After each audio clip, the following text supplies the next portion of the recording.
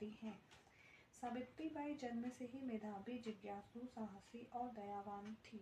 वह बचपन में अपने माता पिता से जिज्ञासा और कौतूहल भरे प्रश्न पूछती और उनके समाधान को वैज्ञानिक और तार्किक कसौटी पर कसकर ही संतुष्ट होती थी।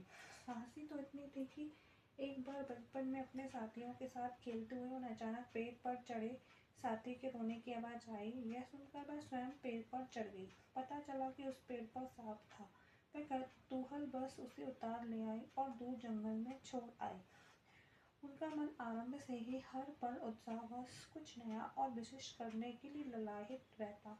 परिवार, समाज और संपूर्ण जगत के लिए उनकी उदारता ने उनका प्रारंभ मात्र 9 वर्ष की आयु में ही सन 1940 में पुणे के श्री गोविंदराव फुले के 13 वर्षीय पुत्र महान समाज सुधारक श्री ज्योतिराव फुले से जोड़ दिया।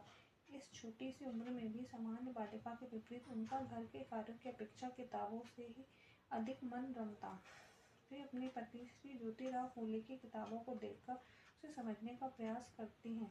की जिज्ञासा देखकर समाज सुधारक श्री ज्योतिराव फुले ने उन्हें शिक्षित कर स्त्री शिक्षा के सूत्रपात का विचार किया। उन्होंने अपनी पत्नी को शिक्षित करना आरंभ किया। सावित्रीबाई पति धर्म परायण थी। उन्होंने जल्द ही अर्जुन की भारतीय शिक्षा को आत्मसात कर दिया। शिक्षण प्रशिक्षण के लिए अहमदनगर संस्थान और पुणे के नारमन स्कूल में भेजा गया। ज्योतिराव थॉमस पाइने के विचारों से बहुत प्रभावित थे। वे समस्त मनुष्यों में समभाव और समानता के समर्थक थे। उन्होंने स्त्री जाति के उत्थान के लिए शिक्षा और सर्वश्रेष्ठ औजार माना और 1948 में पुणे के भिंडेवाड़ा में विभिन्न जातियों की 9 बालिकाओं के साथ बालिका विद्यालय की स्थापना की। इस विद्यालय में सावित्रीबाई फुले प्राचार्य बनी। उनके इस कार्य में उनके पारिवारिक मित्र श्री हसन शेख और उनकी पत्नी फातिमा शेख ने महत्वपूर्ण योगदान दिया। उनकी सहायता से न केवल उन्हें विद्यालय के लिए स्थान मिला, बल्कि उन्हें फातिमा के रूप में एक सहायक शिक्षिका भी मिली। एक ही वर्ष में फुले दंपत्ति ने 5 अन्य विद्यालय भी खोले। इनके इस कार्य के लिए तत्कालीन सरकार ने उन्हें सम्मानित भी किया। आप एक श्रेष्ठ मराठी कवयित्री थी। उन्हें मराठी भाषा की आदि कवयित्री भी कहा जाता है। बालिका विद्यालय चलाने के दौरान उन्हें अनेक कष्टों और बाधाओं का सामना करना पड़ा। जब वे विद्यालय जाती तो उन पर गोबर, कीचड़, पत्थर आदि बरसाए जाते, धमकियां दी जाती थी, परंतु उन्होंने इन सब का डटकर मुकाबला किया। वे घर से एक थैले में अतिरिक्त साड़ी रखकर चलती और विद्यालय जाने पर उसे बदल लेती थी। तत्कालीन समाज विरोधियों ने उनके इस महान कार्य में बाधा पहुंचाने का बहुत प्रयास किया, जब तक कि उनके ससुर श्री गोविंदराव जी को समाज के भय से दोनों पति पत्नी को घर से निकाल देना पड़ा। प्रौढ़ शिक्षा का प्रादुर्भाव।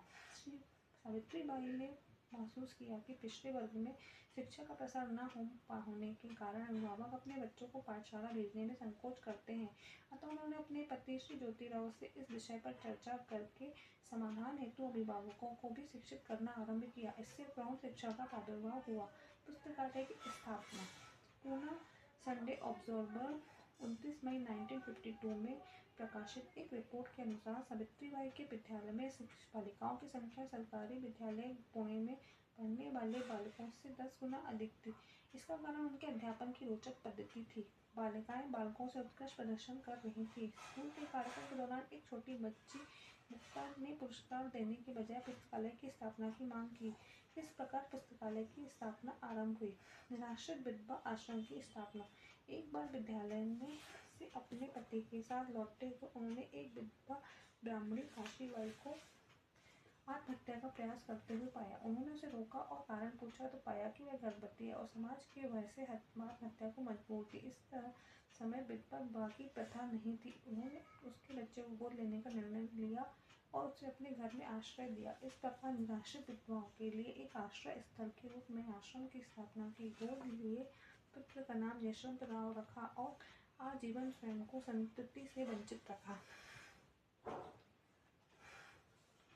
महान समाज सेविका। सावित्रीबाई फुले एक महान समाज सेविका थी। वह मानव जाति के प्रति करुणामय थी। सन 1877 में महाराष्ट्र में जबरदस्त सूखा पड़ा। भीषण अकाल में मनुष्य, पशु, पक्षी सब अन्न जल को तरस गए। उन्होंने दाने दाने को मोहताज, बूंद बूंद पानी को तड़पते देख उनके हृदय में करुणा का स्रोत फूट गया। उन्होंने सत्य शोधकों की राहत टीम बनाकर जो कुछ भी उपलब्ध था सब सेवा में लगा दिया। यही नहीं, उन्होंने समस्त लोगों में से श्री पंत लक्ष्मण शास्त्री को साथ लेकर क्षेत्र का दौरा किया, सूखा राहत के लिए धन एकत्रित किया, उसे जरूरतमंदों में वितरित किया। यहाँ तक कि कलेक्टर को झूठी शिकायत कर गिरफ्तार करवाए गए सत्य शोधकों को मुक्त कराकर ब्रिटिश सरकार से मदद भी प्राप्त की और पीड़ितों की सेवा की। सत्य शोधक सम्मेलन की अध्यक्षता पति के देहावसान के बाद सावित्रीबाई ने सत्य शोधक समाज की संभाली, स्वयं अध्यक्षता की। सारे निर्णय उन्होंने बहुत ही बुद्धिमत्तापूर्ण लेकर के सत्य शोधक समाज का विस्तार किया। अस्पताल की स्थापना सन 1897 में महाराष्ट्र में प्लेग नामक महामारी फैल गई थी। सावित्रीबाई ने अपने पुत्र यशवंतराव को निर्देशित कर प्लेग पीड़ितों के इलाज के लिए एक अस्पताल खुलवाया। यशवंतराव ने उस समय सेना में नौकरी कर रहे थे। सावित्रीबाई प्लेग के दौरान पूरी तरह से राहत कार्यों में जुटी रहीं।